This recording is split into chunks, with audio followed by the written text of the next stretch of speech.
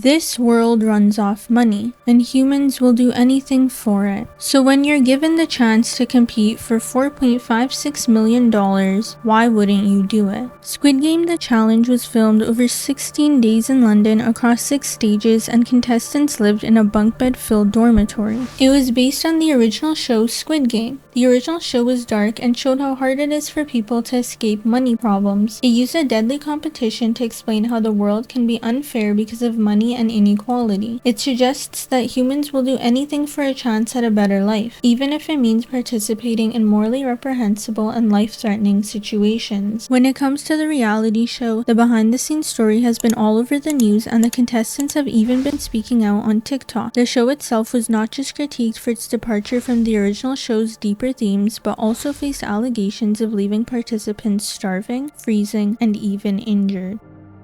After the initial buzz surrounding the show's announcement and its launch, controversies started brewing, as the first game was a replica of Red Light Green Light, which, if you don't know, is played like this. Participants must freeze when red light is announced and move forward when green light is announced. The challenge is to cover as much ground as possible during green light, while coming to a complete stop during red light, with those caught moving eliminated from the game. In this case, there is a time limit of 5 minutes to get from one side to the other. It was played in a former airplane hangar in the UK, and contestants found themselves battling more than just each other. The unexpected drop in temperature in the region added an extra layer of difficulty, with reports indicating freezing temperatures and icy conditions during gameplay. Gameplay that to viewers seemed to be only 5 minutes but actually ended up lasting upwards of 8 hours. It's cold in there, it's January in London. You see 5 minutes on the timer when you're watching the show.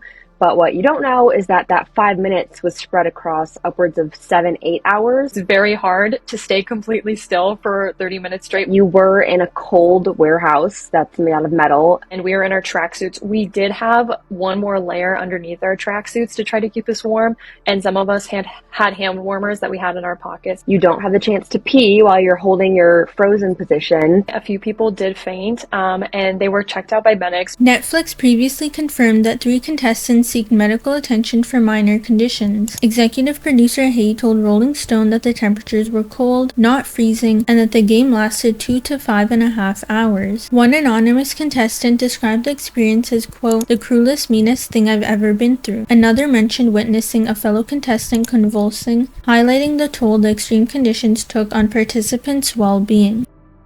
It's gotten so bad that 2 unnamed players have threatened legal action with a British law firm after suffering hypothermia and nerve damage. One of the contestants' hands even turned purple from the cold. The firm, Express Solicitors, has sent letters of claims to Studio Lambert, a co-producer on the competition show. However, no lawsuit has been filed yet, according to an Express Solicitors spokesperson. The thing is, though, with all the liability waivers the production company probably made them sign, how can they sue if technically no one's really forcing them to do what they did? They could have just let themselves get kicked off the show. They voluntarily chose to keep participating. I do not agree with the lawsuits that are coming out against Netflix. Was it super cold? Yeah. Were people tired? Yes. Did we have to stand for a long time? Also, yes. But we're literally on a game show. Like, it's not that deep. If people didn't want to participate in it, they could leave at any time. We were not being forced to play in red light, green light any longer than we wanted to, and you could leave at any point in time. Contestants were fed 3 times a day, but many have complained that the food sucked. Others have gone as far as to say they did not receive the food that was promised to them and had to go to sleep hungry. Player 176, Darius the Barbarian Wilson, specifically remembers the prison-like meals served inside: porridge for breakfast, pasta and peas for lunch, and boiled chicken and potatoes for dinner. The food wasn't enough, and many contestants said they were left starving. We were starved. It was less than 1,000 calories a day. When I got out, I had lost between 10 to 15 pounds, and mind you, we were only in there for about 2 weeks, so it was just and that's me as a young woman. I was a regular weight. There are men in there 6'5", 6'7", 6'9", like big guys, and we were all eating the same amount of food. So imagine these big guys, like what they were experiencing. Me, I'm 5'6", and like, again, like normal height and weight, and I lost 15 pounds. Like the guys probably took more, like 4 to 5 times the amount of calorie intake. So we were literally so hungry. In the original Squid Game, this is exactly the type of food that the contestants ate. However, it wasn't enough, especially considering the different sizes of each contestant. There have also been reports of rigging, leaving viewers questioning the integrity of the show. One report of rigging was in the Dalgona game. To play Dalgona, participants must carefully carve out a specific shape from a honeycomb-like cookie using a needle or toothpick without breaking it. The challenge is to display precision and patience, as the contestant who successfully removes the shape advances in the game. Now the thing is, one of the contestants, contestant 432, supposedly said that although he broke his cookie, he still advanced to the next round.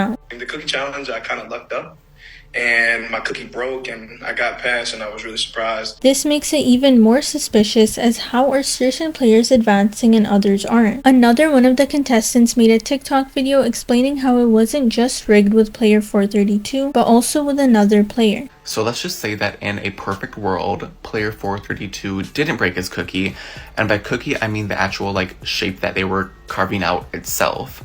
It still doesn't explain why the same thing happened to 107 in this next clip.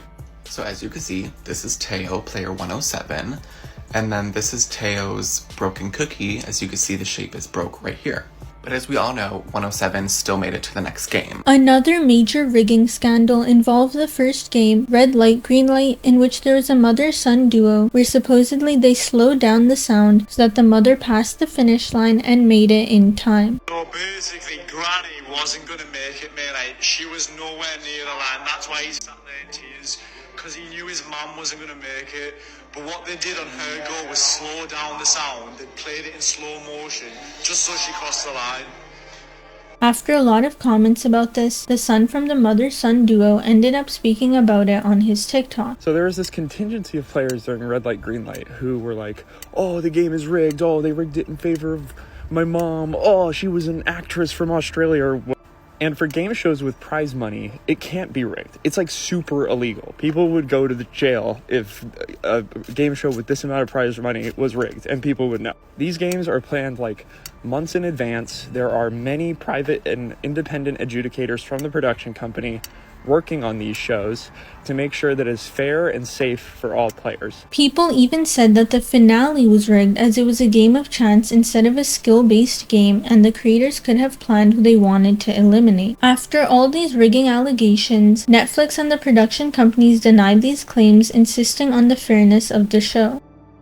On Squid Game, each life on the challenge is worth money. With each elimination, $10,000 drops in the piggy bank. Some contestants embrace the dehumanization. One contestant says, quote, "For me, everybody is just money." Others see the other side of it. One saying, "We want those numbers to go down, but we forget why they're going down." Squid Game, the challenge may be over, but the aftermath reveals a darker side to reality TV. The pursuit of wealth collides with the cost of entertainment, leaving us to wonder how far we are willing to push the boundaries in the name of a cash prize.